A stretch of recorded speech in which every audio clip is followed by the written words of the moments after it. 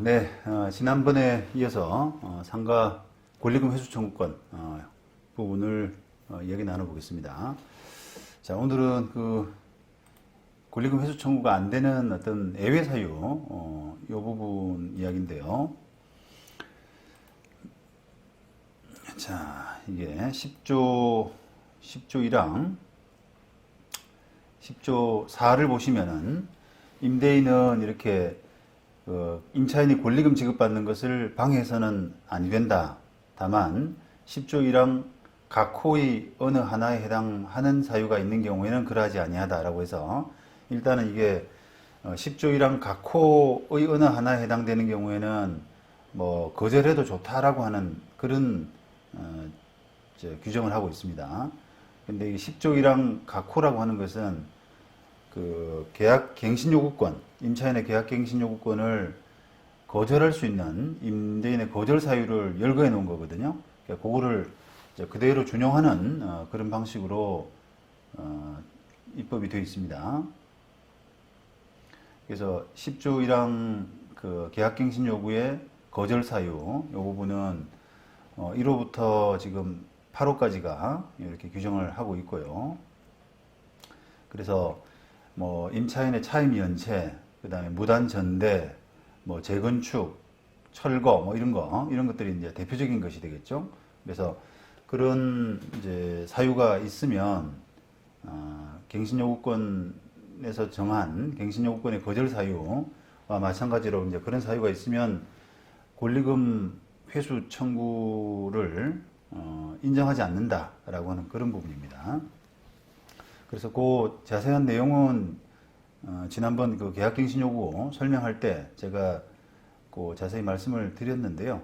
그걸 한번 못 들으신 분은 그걸 한번 참고하시고 그 다시 따로 반복하지는 않겠습니다. 그냥 이게 책에는 그 자세히 이제 그 서술은 했는데요. 설명은 다시 반복하지는 않을 것 같고요.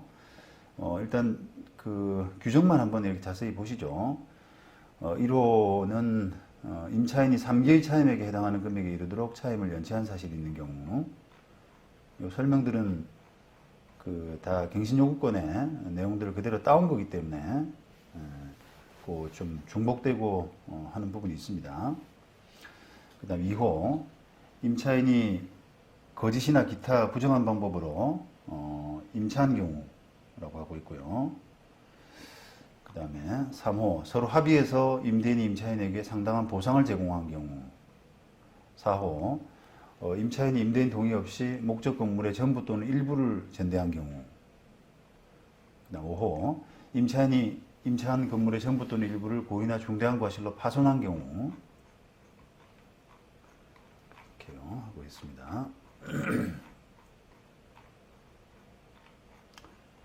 그 다음에 6호, 임차한 건물의 전부 또는 일부가 멸실되어서 임대차 목적을 달성 못할 경우. 7호, 철거 재건축 하는 그런 부분.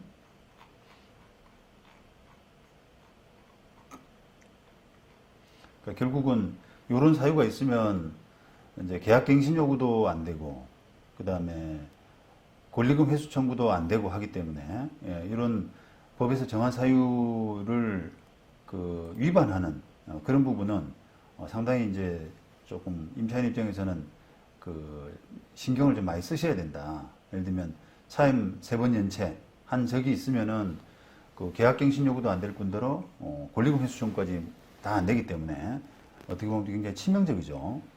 굉장히 조심을 해야 된다는 겁니다. 그러니까 결국은 그 계약갱신 요구도 10년으로 지금 늘려서 보장하고 또 권리금 회수 청구권도 보장하면서 어떻게 보면 임차인의 의무 이런 부분들을 좀 강화한 책임감을 조금 이렇게 부여한 그런 입법이라고 할 수 있는 거죠. 그 다음에 8호, 그 밖에 임차인이 임차인으로서의 의무를 현재 위반하거나 임대차를 계속하기 어려운 중대한 사유가 있는 경우 이렇게 했고요. 그 다음에 10조 4에 그 정당한 사유 없이 이걸 뭐 그 방해할 수 없다 이렇게 규정을 하고 있는데 그 정당한 사유로 이제 2항에다가 10조의 4 이항각호에서 서술을 하고 있습니다. 뭐 한번 자세히 보시죠. 1호 임차인이 주선한 임차인이 되려는 자가 보증금 또는 차임을 지급할 자력이 없는 경우에서요. 이게 능력이 안 되는 사람 있잖아요. 그런 사람을 무조건 받아들일 수는 없기 때문에 이때는 이제 거절할 수 있다라고 했고, 그다음 임차인이 주선한 신규 임차인이 되려는 자가 임차인으로서의 의무를 위반할 우려가 있거나 그 밖에 임대차를 유지하기 어려운 상당한 사유가 있는 경우, 이런 경우인데요. 뭐 예를 들면 재산은 좀 있는데, 그죠? 요거 어떻게 보면 요거는 이제 자력에 관한 부분이고요. 2호 부분은 약간 신뢰 이런 부분하고 관련이 있는데요. 뭐 예를 들면 재산이 있는데 뭐 조폭이라거나 또는 뭐 그런 범죄 전과가 많다거나 뭐 이런 식의 이제 그 임차인으로서 의무를 그 위반할 우려 또는 임대차 유지하기 어려운 상당한 이유 이런 것에 이제 포함된다는 겁니다. 그 다음에 3호 임대차 목적물인 상가 건물을 1년 6개월 이상 영리 목적으로 사용하지 아니한 경우 이렇게 돼 있어요. 요게 이제 상당히 그 문제가 좀 많았는데요. 예전에 이걸 이제 그냥 어떻게 보면 이제 건물주 입장에서는 이 법이 이제 만들어질 때부터 이런 그 어떻게 보면 너무 추상적이고 어떤 어떻게 보면 임대인이 받지도 않은 권리금을 뭐 임대인이 그거를 권리금을 어떻게 보장해 줘야 되느냐 그런 불만들이 있었고요. 그 다음에 또 그러면 한 번 이렇게 권리금 그 받고 다른 사람이 들어오고 할 때 계속 그런 식으로 이제 반복이 된다 그러면 뭐 임대인은 언제까지 그러면은 그거를 그 계속 그 어떻게 보면 인내를 해야 되는지 계속 그 받아들여야 되는지 왠지 이제 그 자기 건물인데도 불구하고 임대인의 선택권 이런 부분들이 없는 것처럼 이렇게 많이 생각을 했었거든요. 근데 이제 그게 그 권리금의 속성상 이제 좀 부득이한 부분이라고 할 수 있거든요. 임차인 입장에서는 그게 재산권인데 그걸 임대인이 마음대로 뭐 안 받아들인다든지 뭐 그런 식의 그 결정을 할 수 있게 되면은 궁극적으로는 이제 임차인에게 피해가 되기 때문에 지금 임대인의 어떤 그 불만 이런 부분을 그 어느 정도는 예상을 할 수 있음에도 불구하고 이 법이 이제 만들어졌단 말이에요. 자, 그런데 그런 이제 임대인의 피해 내지 손해 그런 그 억울함 이런 부분을 조금 이게 보완하는 차원에서 지금 이게 3호 이 부분이 만들어졌습니다. 임대차 목적물인 상가 건물을 1년 6개월 이상 영리 목적으로 사용하지 아니한 경우라고 해서요. 이걸 계속 이제 임차인이 지금 현 임차인이 다른 임차인을 소개하고 또 그 임차인도 다시 다음에 다른 임차인을 소개하는데 임대인이 그거를 막을 수 없다, 이렇게 차단할 수 없다라고 하게 되면은 그럼 언제까지 내가 그걸 계속 그런 부담을 가져야 되느냐라고 하는 데 있어서 그 뭔가 이렇게 그 이제 단절할 수 있는 그런 이제 기회를 주는 차원에서 이걸 그렇다 그러면은 건물주가 좀 어느 정도 손해 보고 건물주가 그 건물을 쉽게 생각하면 일정 기간 비워두고라도 그렇게 할 용의가 있으면은 그거는 그 권리금 회수 방해 이런 걸로 인정을 하지 않겠다. 만약에 이제 그런 게 안 된다 그러면은 냉큼 내보내고 나서 바로 드린다 그러면은 그거는 어떻게 보면 권리금을 뺏을 수 있는 결과가 되잖아요. 그러니까 그 권리금을 뺏는 게 아니라 그러니까 회수 방해가 아니라 정당한 임대인의 권리 행사, 건물주로서의 권리 행사 이런 부분을 그 이제 뭐랄까요 좀 이렇게 합리화시키는 그런 정도를 지금 이렇게 만들었거든요. 1년 6개월 이상 영리 목적으로 사용하지 아니한 경우, 소위 말하면 비워두는 그런 경우를 한다면 그때는 안 받아들여도 된다 이런 뜻이에요. 근데 이게 이제 입법 당시부터 이게 들어가서는 안 된다라고 하는 그 임차인 쪽 그 단체의 이야기가 많았어요. 그래서 원래는 이게 제가 기억하기로 2년 정도였는데 1년 정도였구나. 2년이었다가 또 1년이었다가 임차인 단체 의견을 받아들여서 1년 6개월로 약간 연장한 요런 그 좀 우여곡절을 좀 거쳤습니다. 그래서 그만큼 지금 그 임차인 쪽에 그 반발이 좀 심했던 조항이고요.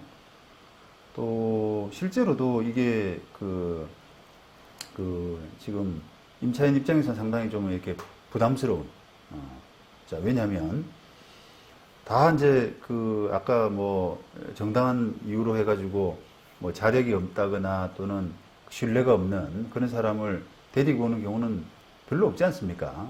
다 뭐 장사할 만한 사람들 데리고 오는데, 문제는 이제 임대인이 생각하는 어떤 컨셉, 본인이 생각하는 그 업종 이런 부분이 있는데, 그거를 좀 안 맞는 사람을 데리고 오는 경우가 있거든요. 임차인 입장에서야 사실 그 건물에 이런 업종이 들어오게 되면은 가장 잘 어울린다 이런 것보다는 가장 돈을 많이 줄 수 있는 사람, 나한테 그 권리금을 가장 많이 줄 수 있는 사람을 선호할 거 아니겠어요. 근데 이제 그런 사람을 데리고 오면 그게 임대인이 좀 마음에 안 들어 하는 경우가 있거든요. 이 건물 전체가 학원 건물인데 여기에 뭐 만약에 좀 어울리지 않는 그런 업종이 들어온다든지 하는 그런 경우에 그 임대인 입장에서 이제 맞닿지 않기 때문에 그걸 이유로 해서 그냥 그럼 내가 그 사람 안 받아들이고 차라리 내가 1년 6개월 비워놓을게, 이렇게 이제 나온단 말이에요. 그럼으로써 어찌 보면 조금 서로 간에 타협이 될 수 있는, 임차인도 이제 임차인의 어떤 이기심 이런 것만 생각하자 그러면은 가장 돈을 많이 줄 수 있는 사람을 하고 싶은데, 그게 이제 임대인이 자칫하면은 이 부분 가지고 1년 6개월 그냥 비워놓겠다, 이 부분 가지고 이렇게 어떻게 비토를 할 수 있는 그런 우려가 있잖아요. 그러니까 그런 부분 때문에 싫더라도 좀 임대인의 어떤 비율을 맞춰줄 수밖에 없는, 임대인의 그 뜻을 조금 조율해 나가는 그런 계기가 되는 그런 약간의 지렛대, 좋게 말하면 그런 역할을 하는 것 같아요. 자, 그래서 대전지방법원 2017년 요 판결 같은 경우도 이제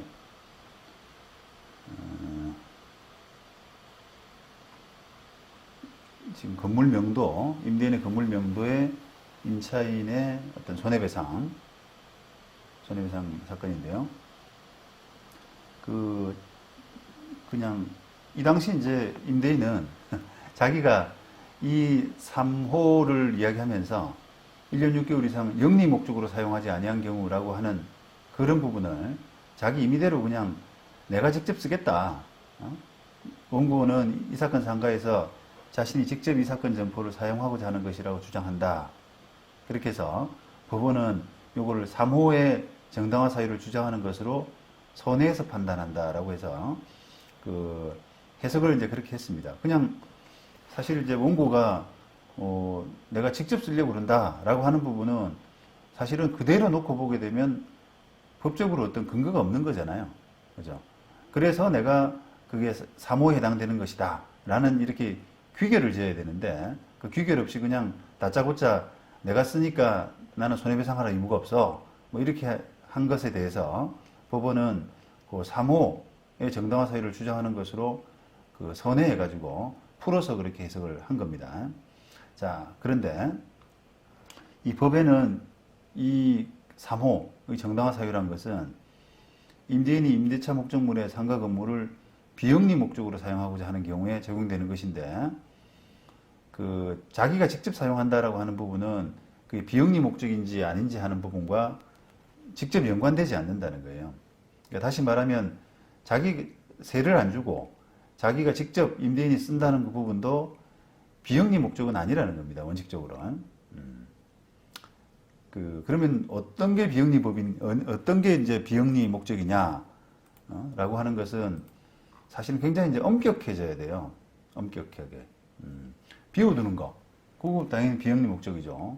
그 다음에 또, 뭐라 그럴까요. 아예 비영리 단체에다가 그냥 공짜로 주는 거. 그런 정도, 아예 수익이 없는, 그런 상태 정도는 돼야지, 그걸 만약에 임대인이 자기가 직접 쓰면서 거기서 자기가 영업을 한다거나, 그렇게 하게 되면 어쨌든 그 사용에 따른 이익이 있지 않습니까? 그러니까 그 이익은, 그걸 이익을 얻었다라고 하면은 비영리 목적이라고 하기가 좀 어려워질 수가 있다는 겁니다. 자, 자, 그래서 그런 부분들.